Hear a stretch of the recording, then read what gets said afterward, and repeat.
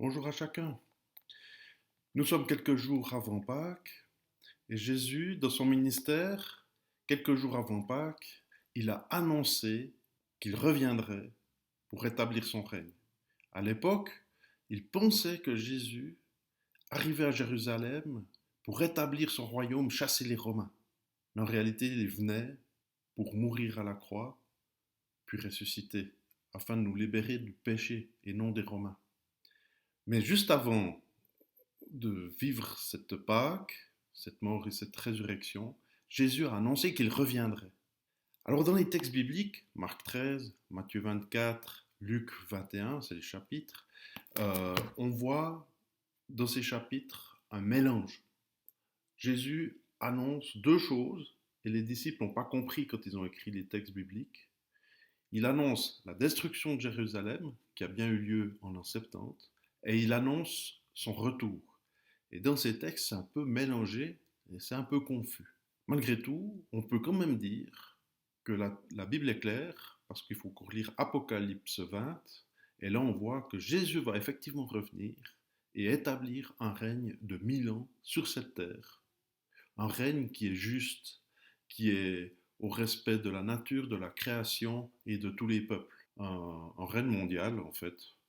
Et et avant d'installer ce règne mondial, il y aura des événements bousculants. Alors on peut le lire, je le lis dans Luc 21, depuis le verset 10. Puis il ajouta, donc Jésus, on verra se dresser une nation contre une nation, un royaume contre un royaume. Il y aura de grands tremblements de terre en divers lieux, des famines et des épidémies séviront. Des épidémies, pas une épidémie, des épidémies.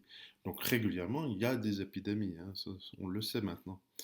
Des phénomènes terrifiants se produiront dans le ciel, des signes extraordinaires apparaîtront. Donc il y a des événements qui vont troubler la population.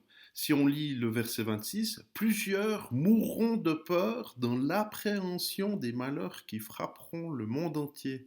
Il y a des gens qui se suicident parce qu'ils sont bousculés, parce qu'un virus arrive, parce qu'il y a des tremblements de terre, il y a des choses choquantes. Le climat se réchauffe, est chamboulé, des gens en panique, et ils mourront. Donc moi je vois ça, qu'ils se suicident, quoi, tellement ils ont peur. C'est vraiment des événements terribles. Alors on voit l'apocalypse comme quelque chose oui, il y a quelque chose de terrible, il faut pas le... Oui, avant que Jésus revienne, il y a des choses terribles qui se passent. Pourtant, pour nous les chrétiens, Jésus dit, prenez courage, étonnamment. Quand vous verrez ces événements, prenez courage, ça c'est fort. Votre délivrance est proche, ça c'est le verset 28. Quand ces événements commenceront à se produire, levez la tête et prenez courage, car alors votre délivrance approche.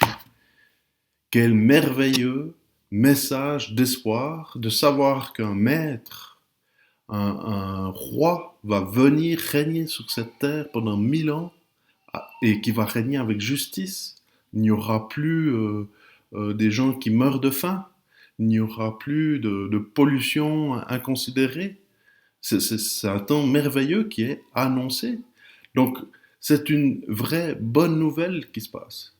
Alors, il y a effectivement des événements troublants qui arrivent, mais ça ne doit pas nous troubler, ça doit nous réjouir de savoir que Jésus va bientôt revenir pour rétablir son règne durant 1000 ans.